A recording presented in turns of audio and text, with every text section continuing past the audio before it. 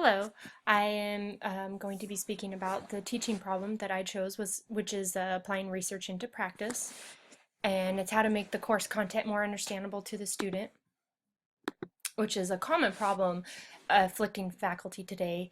Teachers have so much experience and knowledge, they just don't know how to organize their lectures in ways and terminology that the student can understand, and you want to get the student engaged so they can learn more efficiently and information is retained for longer periods of time.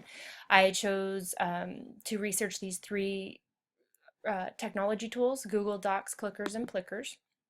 Here's the pros and cons of Google Docs. It's a useful tool, but it has its cons as well. The Clickers is also it's a useful tool, but also it costs a lot more. You have to buy clickers for every student, and that could deter the institution from using this or having the teacher use this in their classrooms. So Plickers is similar to Clickers. It is a student response system.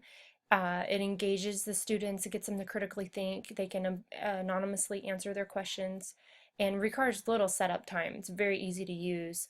I didn't even know how to use it. I just Googled how to set it up, and it took me maybe 15 minutes. It's also inexpensive. The cons is probably it does require a lot of ink to print out the cards. There's a solid black box in the middle of the card, and it does use a lot of ink. But I chose it as my most effective tool to solve the teaching problem. So what is it? It is a classroom response app that teachers can easily use without having devices for every student. They use these cards. They're unique, has a unique visual code on it, and it has the A, B, C, or D, and you have to make sure that the correct answer is at the top of the card when you hold it up, and the teacher scans it with their phone. So it's simple. Use a smartphone, tablet, and cards. So this is what it looks like on your phone. It shows who answered it right, who answered it wrong, and you can actually import your class roster into this app, so each card is specific to each student. Um, I tested this technology tool on 5 subjects. 4 questions were asked, and right here it'll tell you 80% accuracy. 4 people got it right, 1 person got it wrong. And it has 1, 2, 3, 4, and 5, but you can specify each student. This one was 60%, this one was 100%,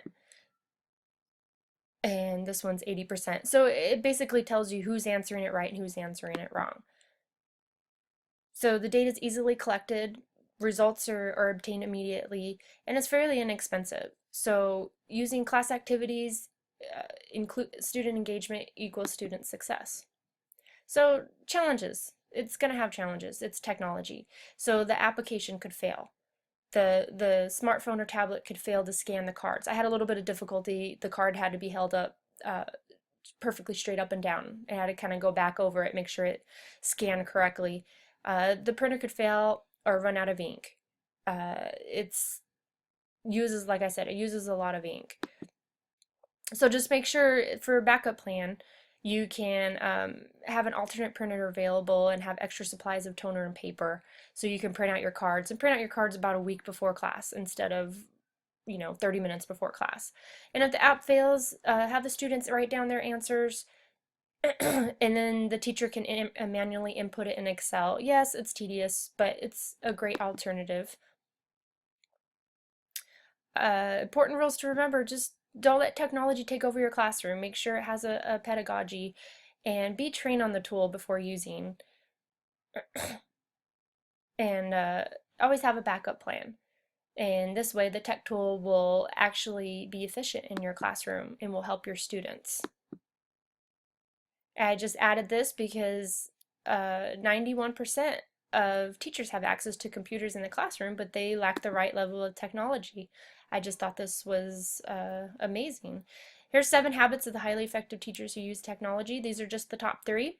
And the bottom one, they embrace change. I think this is extremely important because technology is part of our society, and I know there's a lot of teachers that don't want to embrace that. They don't want to use technology and they're resistant, but they need to embrace that we need to change with times and we have to use technology to improve our classrooms. So this is why I chose Plickers to solve my teaching problem of applying research into practice. Thank you.